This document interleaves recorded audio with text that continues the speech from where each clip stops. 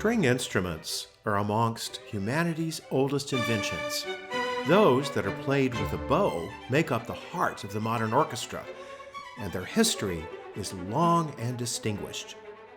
In the Middle Ages, string players didn't get a lot of respect. It was a time of mostly vocal music, so strings were usually reserved for playing dance tunes, typically improvised right on the spot. But with the 17th century, string instruments really came into their own. Italian makers such as Stradivari, Guarneri, and Amati began making instruments that are treasured to this day. Many composers were also string players, and they wrote string music that reflected their comfort with string playing.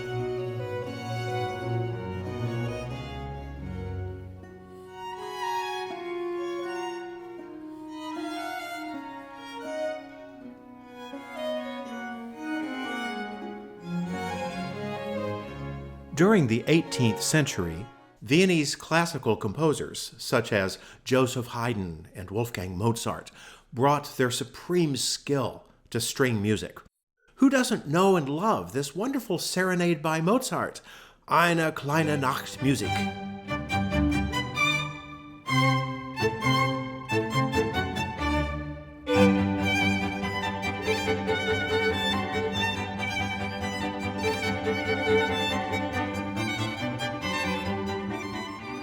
In our program, All Things Strings, we present 4 compositions from the 19th and 20th centuries that celebrate the glories of an orchestra's string section.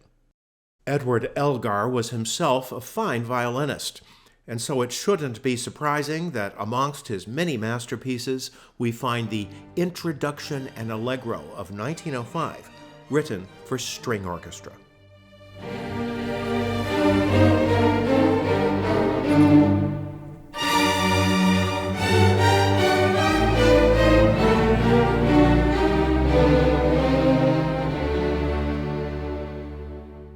Gerald Finzi was an Englishman who preferred the country to the city and who cultivated apples and cared for cats.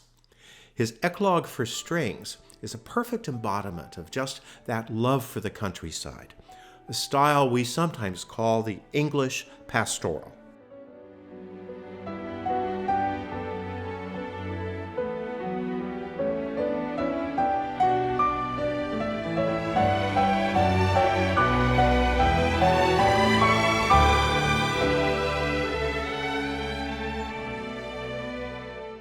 Grażyna Bacewicz is likely to be an unfamiliar name to many, but this skilled 20th century Polish composer left behind a fine body of work that is just now being rediscovered.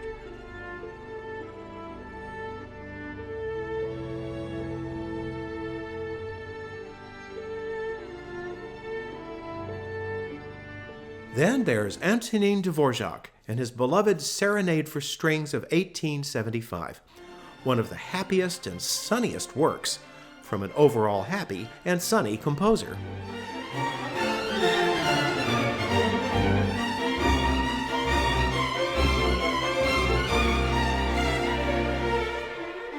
Let's conclude that strings are alive and well, especially here at the California Symphony, for our upcoming program, All Things Strings.